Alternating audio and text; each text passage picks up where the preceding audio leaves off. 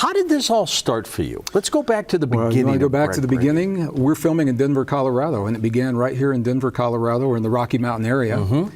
I was, a lot of our viewers don't know this, behind the scenes, I worked in the defense industry during the last years of the Cold War, a very frightening time. And indeed, in the history of our world, when the two superpowers at the time did the unthinkable and actually created, they spent the energy, the manpower, the resources, the technology to create the weapons to microwave the Earth many times over in the event that nuclear war ever occurred. It was during that time, George, I mean, if you can imagine, I found myself working behind the scenes writing software for the missile program, supporting that effort by day. And by night, ever since I was young, I've been a scholar of some of our most ancient and cherished spiritual traditions and some of the most mysterious texts of our past. And I have felt for a very long time, George, that if we knew where to look in the past, that we would find the key and perhaps a message from our ancestors that would help us to transcend the differences that have led to the great wars of the 20th and now the 21st century, and at that time, the kind of war that I was supporting. So it was during that time that I began a search and a research of comparative traditions, helping us to understand our origins. Because my thinking was, if we could find a way to show beyond any reasonable doubt, beyond the superficial, outward demonstrations, that we are actually we are one. And for some people, it's a very New Age sounding hope or wish, but I think there's a lot of power in showing that unification is possible, helping us to transcend those differences. So my journey began to take me back into older and older and older texts, cutting through the red tape. And we're almost obsessed with it. And the religions. Well, I would say passionate. I prefer passion over obsession. My wife would probably say I was obsessed. Yeah. So, because the clues, every time I would find a clue, George, and I think, okay, maybe this is it, and then it's not going to go anywhere else, it would open the door to something else, and open the door to something else. And that led me from the textbooks onto a series of journeys. My first journey was in Egypt in 1986. And what I found in Egypt on the temple walls led me into the highlands of the Andes Mountains of southern Peru, which directed me right into the Tibetan plateau and the temples and the monasteries in Tibet. As a scientist, my thinking is, if I'll speak about myself personally, if I can find the information least disturbed by the modern world, that's where it will be most intact. And to go to those places, you've got to make the effort to get there. They're some of the most magnificent, beautiful, remote, isolated, pristine places remaining on the world. Did I say remote, by the way? Because they are. But it's in the monasteries, in the nunneries, where many of these texts are preserved, and they've been largely forgotten. Truly amazing texts. Well, they are. So as I began my search, my thinking was, if we could really pin down our origins, the science, the best science of the 21st century is now overturning so many of Darwin's ideas. And by the way, Darwin was open to that. He was willing for his ideas to fall. He viewed them as stepping stones toward greater understandings. So Darwin was okay with that.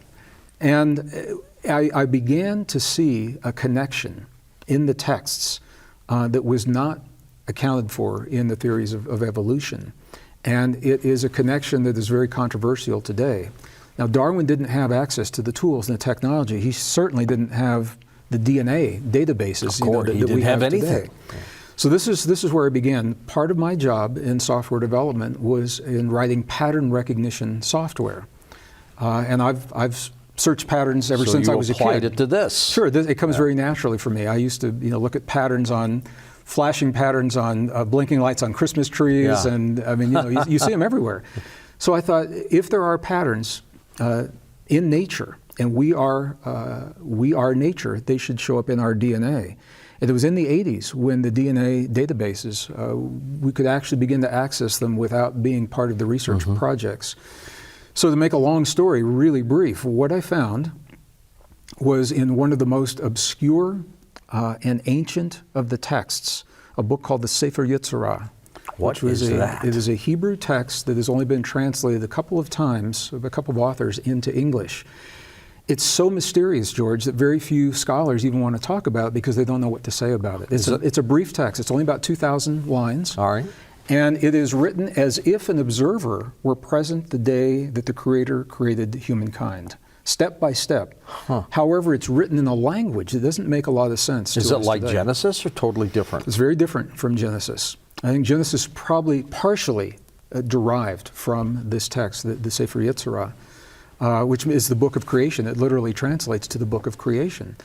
So it was as if someone were watching the Creator actually create the first person. Doing what he did. Doing what he did, but it is not written scientifically. The bottom line to what the text is saying is that through language, humankind was created. And that doesn't make a lot of sense. Explain that. If you take it literally.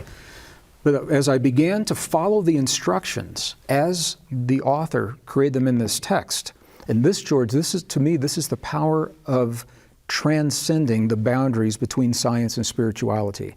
Because if a scientist only looked at the elements of life, you'd never make this discovery. If you only look at the spiritual text, you would never make this discovery.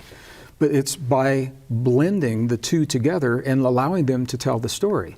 So we today in modern science, we talk about life as the result of elements, and we describe elements through word and through number.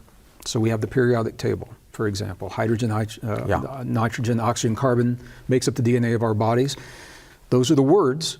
And for every one of those words, there are a lot of numbers that may be applied. There are 17 different numeric parameters that go with each of those. So put that aside. When you go back into the ancient text and the Sefer Yetzirah specifically, they did exactly the same thing. They talked about the power of the letters of very specific alphabets. Now, it doesn't make a lot of sense to modern scholars until we begin to understand that every ancient alphabet, bar none, that I have found so far, has always from day one with each letter had a number, a mysterious number associated with the letters. We don't know where the numbers came from. They never change. Code? It's a unique numeric code. The study of that code is called gematria, and it was actually formalized. The laws, 32 laws of gematria, were formed in the 2nd century. They were formalized in the 2nd century. And the only way gematria works is you cannot deviate from these laws. There are specific laws that apply to the numbers. So our ancestors were also talking about life using words and numbers. So they had the letters of the alphabets and this mysterious number. We're using the periodic table. We've got a whole bunch of numbers. Right. My job was to find out which of those numbers equates to the numbers in the ancient alphabets. And if I could do that, my thinking was, it would be possible to look at human DNA, carbon, oxygen, hydrogen, nitrogen, and different combinations of that, and substitute the ancient letters for the numbers based upon this correlation. This, in retrospect, it was simple, but not knowing that, it took years. Right. It took me 12 years. And did you break it? To find what we now know is that the atomic mass of the elements, the numbers of the atomic mass, are the numbers that equate to the mysterious letters in the ancient alphabets. What that means is when you look at human DNA, or the DNA of any life, it is made of hydrogen, nitrogen, oxygen, carbon, and using gematria, the numbers that equate to those become 1, 5, 6, and 3. 3 is with the carbon. And when you then take a table, one of the ancient tables, and you're able to correlate those numbers with the letters, what we find, George, is that the human DNA our genome is built in layers. And at the top layer, it's like every book has an introduction. The introduction in every cell of every form of life, carbon-based DNA, the introduction is the same. And the first translation literally reads, God eternal within the body. God eternal within the body. And God that is depicted in the DNA is actually spelled the way that the name of God was spelled in the ancient text before it was removed 6,800 times. In the Torah, for example, the sacred name of God is believed to be so sacred it cannot be written in its entirety. Why put it in a code? You know, this was, so first as a scientist, what I have to say is this. People say, why is the code there? Yeah. And I say, I don't know. All I know is that when I followed the instructions in a 3,000-year-old text and I applied it to the periodic table, this is what we have. Yeah. Next question, is it a coincidence? So There are no coincidences. I had You know a that. statistician run the numbers for me, and the odds of this happening by chance are 1 to 234,256. Yeah. 234,256 to 1 are the odd, or 0.00041%. Right. Those are the odds that it's just random. Just random. Now, those aren't astronomical odds. I thought it might be like 1 to a bajillion, you know. But when you take into account, They're still high. Not only is the language there, but when you take into account what the words say, that those words actually have meaning, God eternal within the body. And they all say that. The first letter in all human DNA, if you can look at what's called the genetic code, CTAG, every one of those is made up of combinations of carbon, oxygen, hydrogen, nitrogen. Right. And they are arranged, I don't want to be really technical when I talk about this, but they're arranged different numbers of carbon, oxygen, hydrogen, nitrogen atoms. So within each of the DNA bases that make our DNA as it is, there are different combinations of CTAG that break down to different combinations of God eternal within the body. And the God within ourselves, within our DNA, is literally the same spelling of the God that was taken from those texts. Now here's the beauty, I just have to say this. All right. My first fear was I found it in the Hebrew language, and I said, does that mean, could it actually be divisive if it only is found in one language? And when the research went to its fruition, what we found is it is in Hebrew and Aramaic and Sanskrit, 3 of the root languages. The same thing. Exactly the same thing. So in Hebrew, Aramaic, and Sanskrit, the code for those letters translates precisely the same in the human DNA. That's the first layer. In your opinion, that slogan, God eternal, was in the body. What did that mean? What it tells me is because the odds of that happening by chance are astronomical, are steep, it tells me there's an intentionality. Now, who or what, I don't know the answer to that, but it tells me that that the DNA, the way it's formed, it is intentional. And then I began to think, in our modern world, we're creators, we're artists. Whenever we create something that we're proud of, when we're finished, what's the last thing we do when we finish it, George? You tell me, what is the last thing we do with something? We finish a painting, and what's the last thing we do when we finish that painting? You sign it. We put our name on it. If there's an intentionality underlying life itself and human life specifically, it would make tremendous sense to me that who or whatever is responsible would somehow have left a sign. Is it God's signature? I believe that however we define that, whatever we believe that creator is. My next question is, why not put it into a text or into a temple wall? And then my thinking was, why place that signature into something that can crumble over a few thousand years, like a temple wall, or into the pages of a book that can be destroyed? Why not put it in the creation itself? And as long as the creation exists, the message exists as well. I published this in 2004, even though the research was incomplete. It was complete to that point, and I wanted to share this with the world. 2007, Japanese scientists released a report, peer-reviewed report, on the feasibility of storing data in DNA for thousands of years.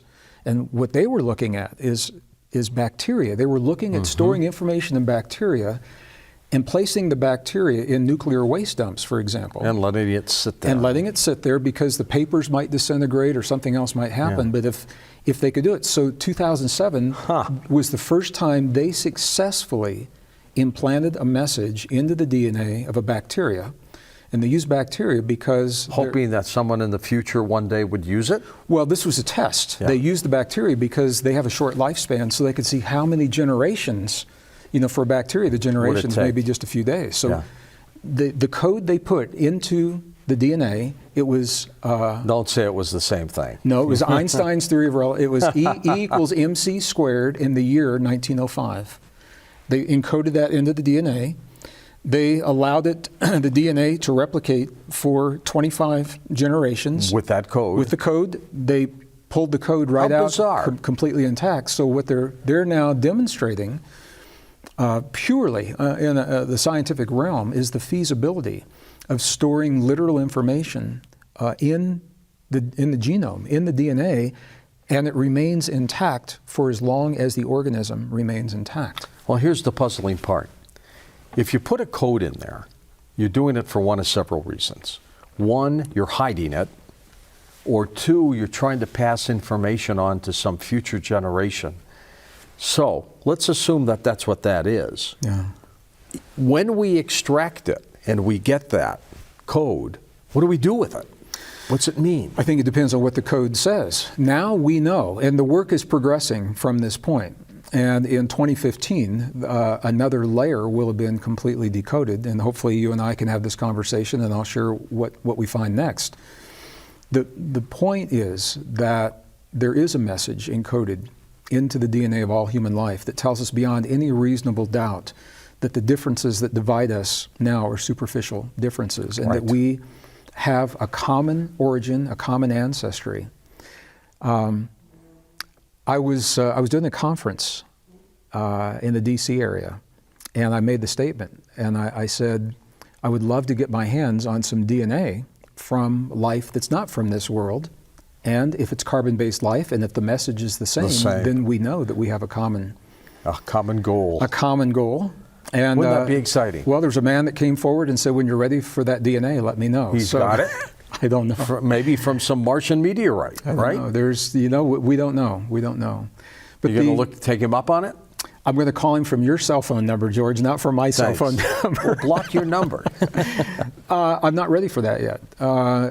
When we were developing the algorithms, and they're very complex algorithms now to help look at the DNA in new ways. So here we are, we come full circle. We are at this crisis point in civilization when we're facing more crises of such great than ever magnitude before, that I can remember. Based on our division, on our separation. And if there is some way that we could bring forward in a really powerful, meaningful way, something that casts an entire new light on us as a family, and what that family means, I think it would give us a reason to look at things differently. It doesn't mean it would force us to, it means Right. it would give us a scientific reason to look at one another and think of ourselves very differently. I know for myself, once I found this code, I felt differently about myself, knowing that within every cell of my body, God eternal, it's YHVG, are the Hebrew letters. YH, Yah, is actually one of the forms of the name of God that we find in the Torah that was removed over 6,800 times. Did it baffle you as to who put the code there? I've sensed that there's an intentionality From? regarding us. And when we go to look now at Darwin's idea of evolution, 2,000 years ago, we appeared on this earth. We don't know where we came from, and what made us different from so many of the other forms of life was human chromosome number 2, the largest that had been fused with 2 telomere to telomere fusions. Geneticists acknowledge the fusion. They say, we can't say how it happened. But they know it happened. And it did not happen under natural circumstance. They said this would not happen in nature. Something has forced this chromosome, or this telomere to telomere fusion between these 2 chromosomes.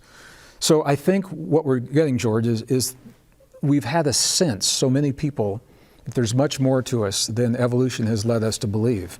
It doesn't mean that evolution didn't occur. As a scientist, I can say it did, to a point. But there's a point where evolution does not explain our existence and cannot account for what we find. And I think this study, this kind of work, where we're crossing the traditional boundaries between science and spirituality. A scholar studying the text would never find this. A scientist would. Looking at the elements in the periodic table, or a geneticist would never find it, because they're compartmentalized. You need a combination. But the world doesn't work that way. So we are gifting ourselves the ability to see the world as it is through what the world is sharing with us if we're open enough. But the science has to be rigid. It has to be based upon what science is telling us. So the periodic table describes the elements that make the DNA in our bodies. There's a mathematic link between that and the letters of the ancient alphabets. How that link got there, who put it there, I have no idea. As I was flying here, Greg, from Los Angeles to Denver, and I'm looking around the plane, and there's all these people sitting on the plane, and it just dawns on me, and I do this a lot, every one of them is an individual. They've got their own little situation, their problems, their happiness, their families, every one of them. But the question I kept asking myself as I looked at this entire plane full of people, why? What's the reason? What are they here for? Some had briefcases, some had purses, some had tablets. Who are they? What are they? I still can't get that answer.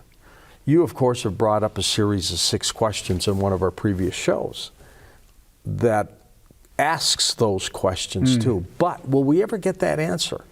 Why are we here?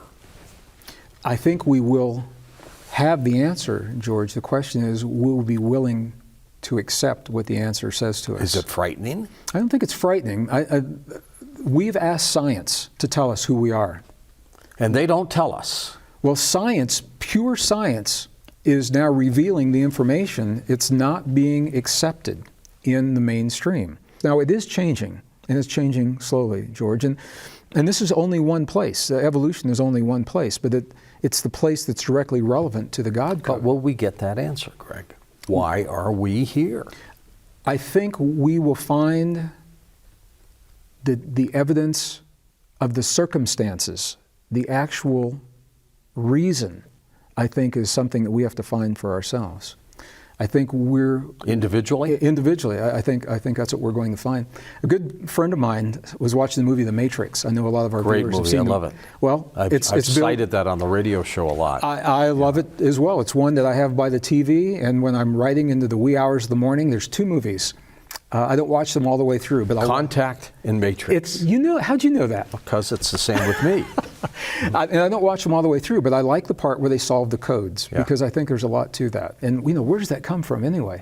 So my friend said, "You think it's science fiction?" He said, "Matrix is actually a documentary about us and the way things work in the world." So it may be that by working backward through the code, we do arrive at the doorstep of an architect at some point. If you could get an answer to one question, what would that question be? I think it's the question we're asking right now. Why us? Why here? Why now? There's another branch of work that this follows up on, and it is the study of whether or not we are living in a simulation or a virtual reality. And there is a degree course in one of the large Eastern universities in philosophy that you can take, and the title of the course is "Are We Living a Simulation?" And to make a long story very brief, what they did was they took a very complex computer algorithm, plugged in all kinds of variables about human population and trajectories and economies and families and religious beliefs, all about life. And the bottom line is there's over a 93% chance that we are living a simulation. Now, if you step into a simulation, a virtual environment in Disneyland, you can do that today and not even really know that that's where you are. And we've only had computers about 60 years. If you take the archaeology that's showing the existence of advanced technological civilizations thousands of years, where would we be if we had thousands of years of computer science to build that kind of simulation? And the question comes, why would we do this? And the answer for me is that every simulation is built to help the people in the simulation become very well adapted to somewhere that they're going to be when the simulation no longer exists. The simulation is a safe place to make mistakes and learn that power if we are in fact on Earth living a simulation. And our most cherished traditions tell us that we're on our way somewhere else. This isn't it, this is an illusion, this is temporary. You know, in general they say that. Then I think we have to look at what those traditions are telling us, and they're teaching us about our relationship to reality, to quantum reality, to emotions and the emotions of the heart, to create and heal in our bodies and the world around us. And if we master those, maybe that's what this simulation is all about. God eternal within the body may be the architect that has helped to create this simulation. Do you ever get frustrated that we don't have the answers yet? I don't, George. I don't, because what it tells me is, and what I've come to understand, is that when we are truly ready for that information, it's right there. Sometimes, this is a perfect example. This has been around, you know, for 200,000 years. But it's only when Only to be discovered, though, by those who look. Or when our technology reaches the point that it gives us the tools to take a peek. It's almost like that code we sent out on one of the Viking craft, I know. right? Yeah. Which Stephen Hawking said, don't do, because he's afraid that they'll come here, and he's not so sure they're very benevolent. Yeah, it was interesting. I actually talk about that code in the book, The God Code. What is it that we said? Who did we write it to? And who finds it? And how would it be interpreted? Yeah. So it makes perfect sense to me. If we are the product of an intentional creation, that the Creator, who or whatever that is, would somehow leave a mark, letting us know when we have the ability to find that. It is brilliant. And I can't think of a more honoring way to honor who or what that Creator is than to take that code, read it, and maybe communicate back the other way. Scientists are no longer asking the question, are we connected? The field tells us that we are. Now, the question is, how deeply are we connected? How much influence do we really have in the world through this field? Well, there are two very futuristic scientific experiments that take us light years beyond anything that we've believed and science has accepted in the past. I want to share those with you. What they are showing, however, has opened the door to a possibility that modern science is now struggling with. So let's take a look at these two experiments. The first one was published in the Russian Bulletin of the Lebedev Physics Institute, 1992.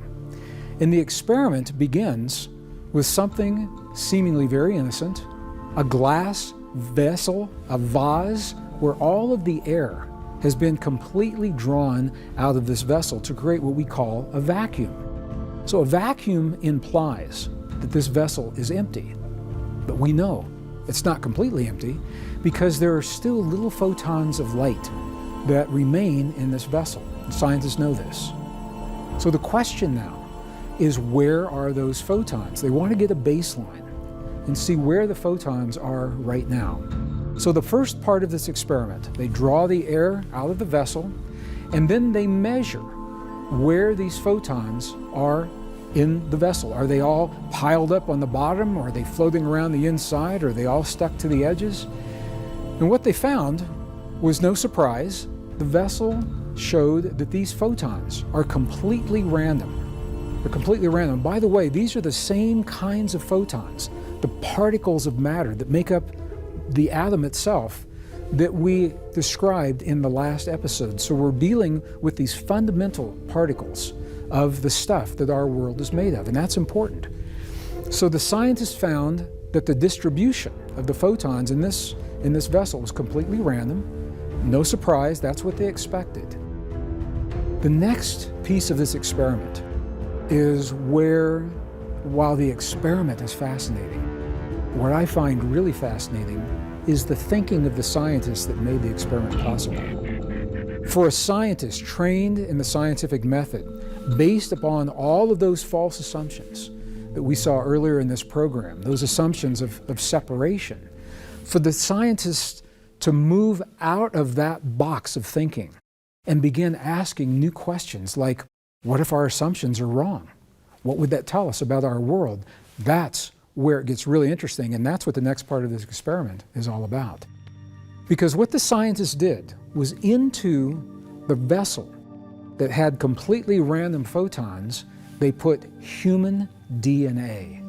Human DNA, because they wanted to see if human DNA has an effect on the photons.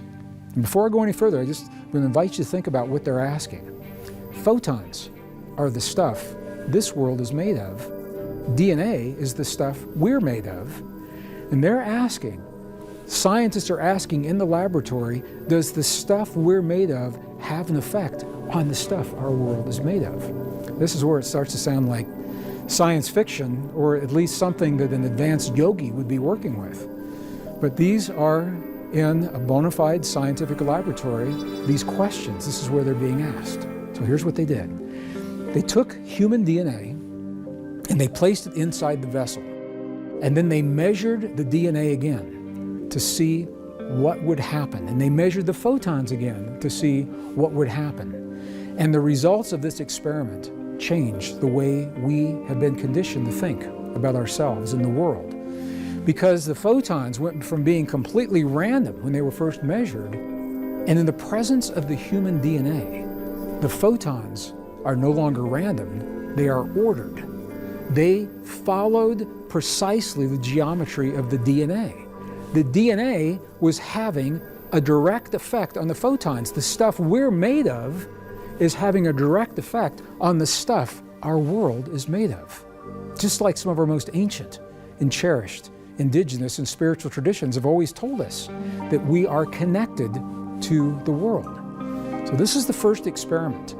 Human DNA has a measurable effect on the stuff our world is made of. Now I want you to see the way the scientists responded to this. So I'm going to read this to you directly. In the journal Nanobiology, it was published in 1995, the way the scientists described this, they said that the photons were described as behaving, and this is a quote, surprisingly and counterintuitively. Counterintuitively. It's counterintuitive because the scientific thinking is that everything is separate from everything else, and there is no stuff to convey any effect from the DNA to the matter. That's why it's counterintuitive to the science. But the next piece is what I find particularly interesting. I'm going to invite you to listen to the language. It says we are forced to accept the possibility. They're saying that they are forced. They're not saying it looks like, or it appears, or this is what we found. They're saying we are forced to accept the possibility that some new field of energy is being excited by the DNA. Well, I think we know it's not a new field. It's a field that's been around a long time. It's simply that we are just now recognizing that field and what it means to us. So the summary of this second experiment is that science now confirms that human DNA influences the stuff our world is made of through the photons by communicating directly through the field. That's a big piece. But now let me go to the second experiment.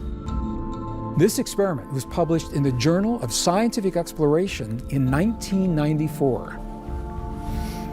It begins with human DNA once again, and this is a very precise kind of human DNA.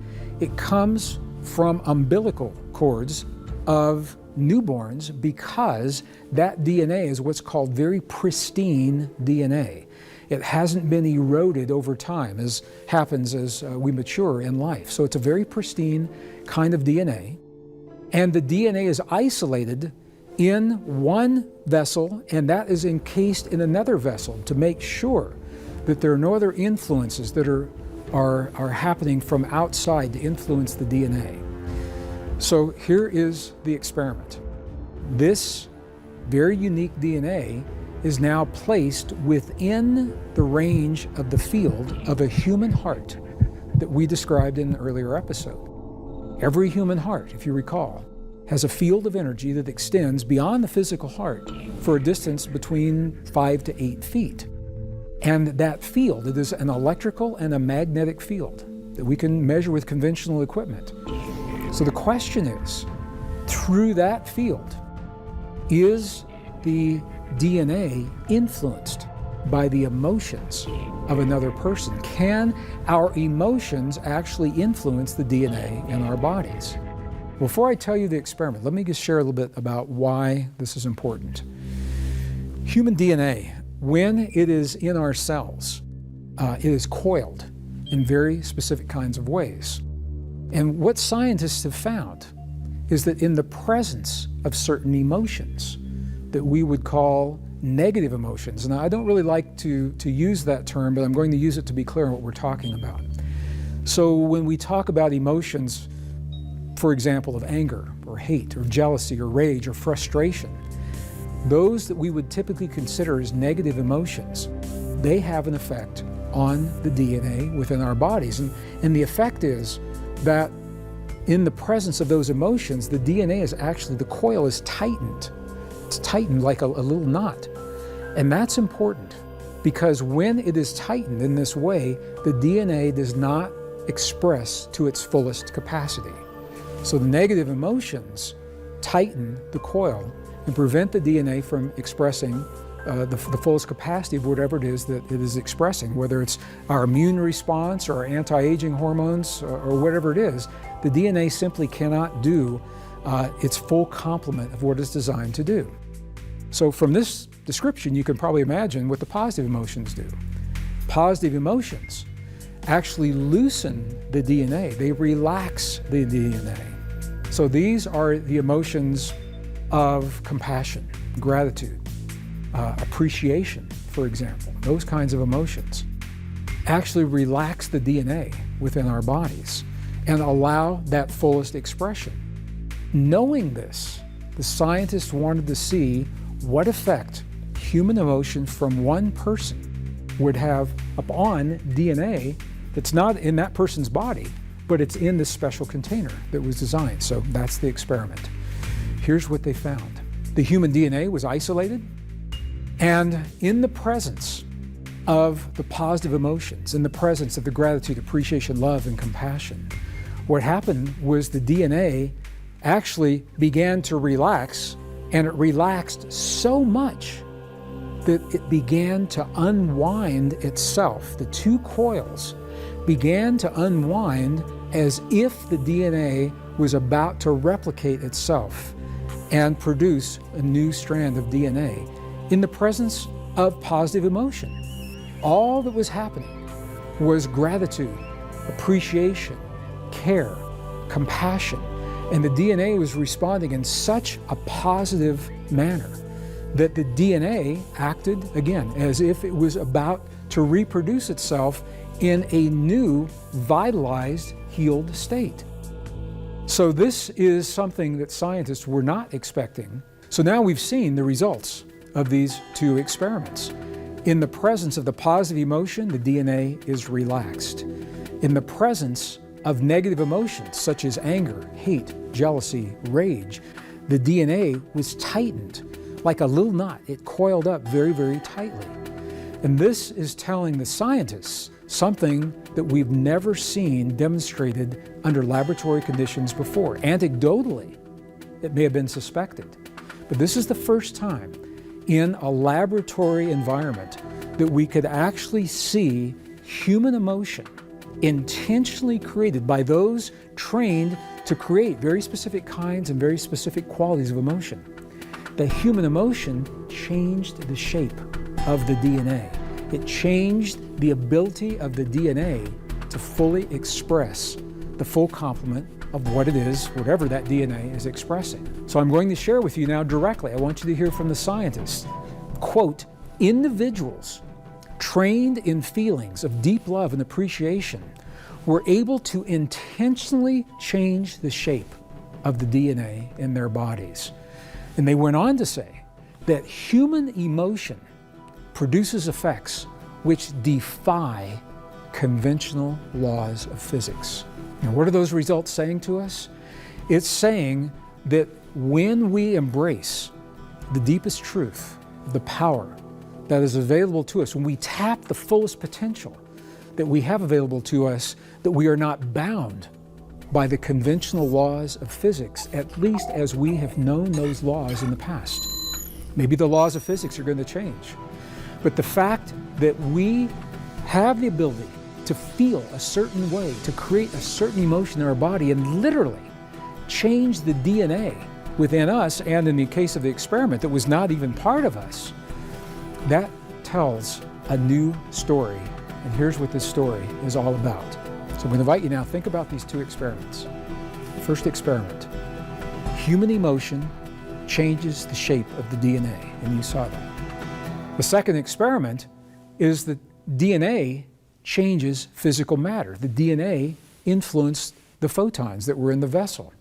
If you take out the middle piece, human emotion changes DNA, DNA changes matter. If you take it out, the overlapping statements of DNA, what we find is this: human emotion changes matter.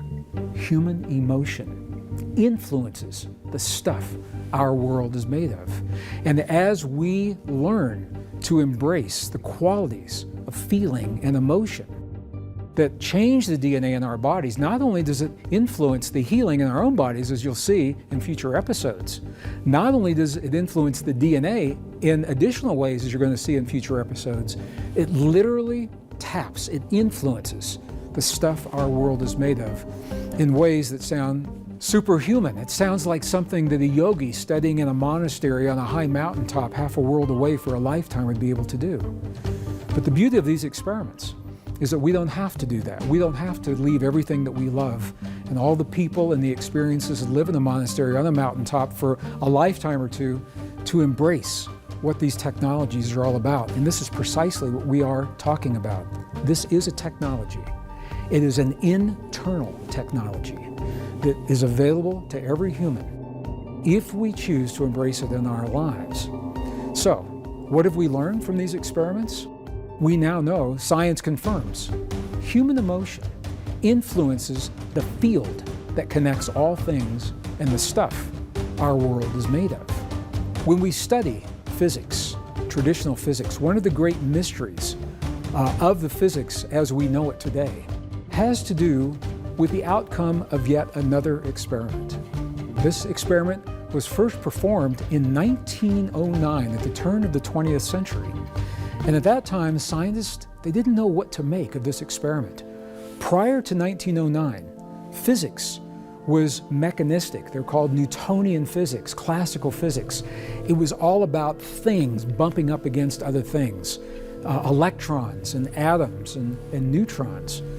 But the new physics that was developing at the time, through the theories that were being developed in late 1800s and early 1900s, that physics said that there's something else that's happening, that on the level of things that are very small and the level of things that are very huge, in terms of galaxies and in terms of very, very small particles, there's another physics that's working, that's the quantum physics.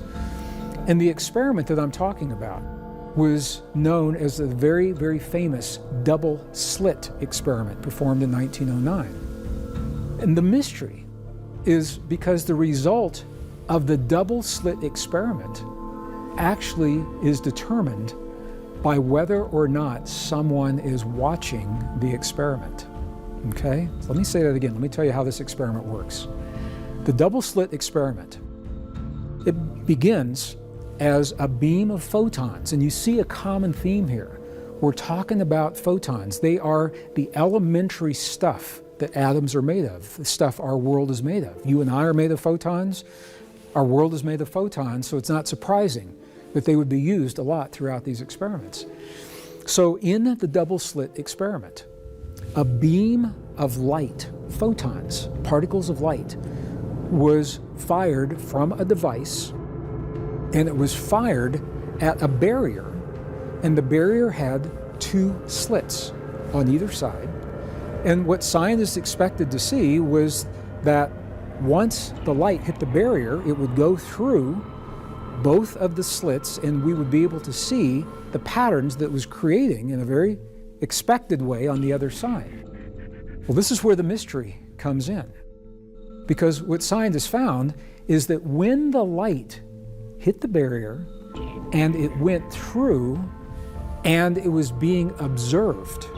Now, the observer could be another human, it could be a device watching it, but somehow The observation actually determined how those particles of light would behave. When no one and nothing was observing, the particles would behave in one way. When someone or a gadget was recording, the particles would behave in another way. And here's the difference.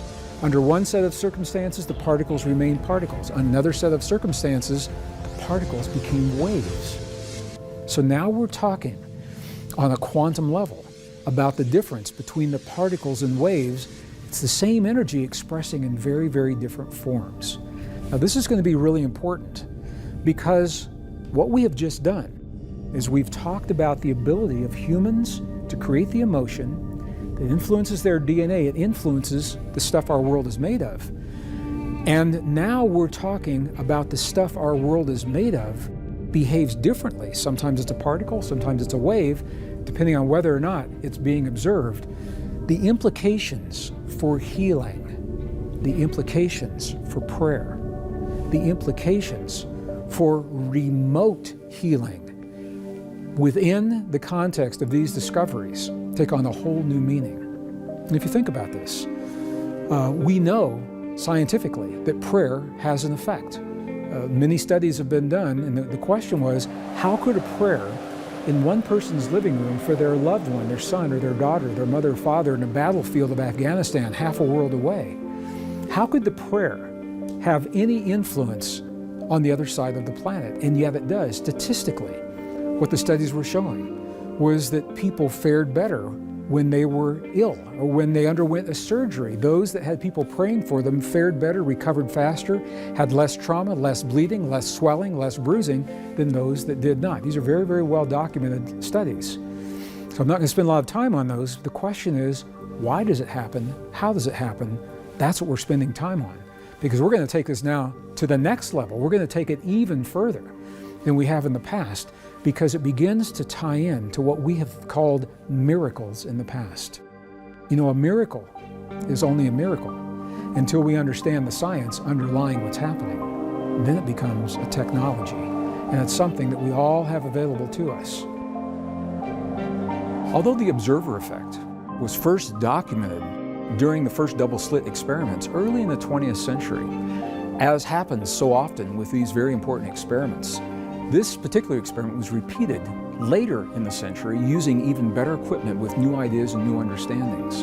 And I'd like to share with you precisely the exact language of what the scientists at the Weizmann Research Institute discovered when they repeated the double-slit experiment. In 1998, scientific headlines all over the world reported this experiment, and they read, and this is a quote, "Researchers at the Weizmann Institute of Science conducted a highly controlled experiment demonstrating how a beam of electrons," so these are quantum particles, "a beam of electrons is affected by the act of being observed."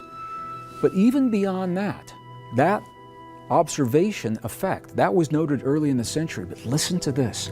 Listen to the new portion of this discovery.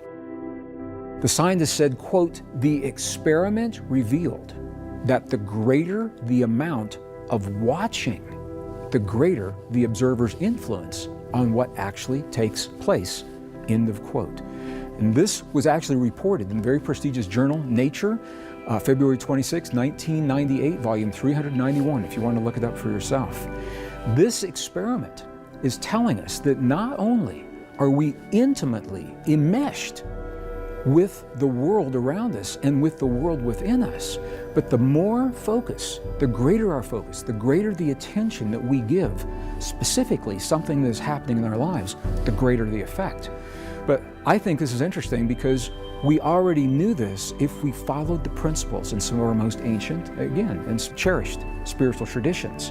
For example, in the sutra from the Mahayana Buddhist traditions, there is a statement that essentially summarizes what the Weizmann experience just told us. And that statement says, quote, "Reality exists only where the mind creates a focus." Reality exists only where the mind creates a focus. So the ancient Buddhist traditions, they didn't have the science, but they sure understood the principle. They understood the mechanism. Where we create this convergence of thought, feeling, and emotion, where we create that focus, that is us observing the world around us.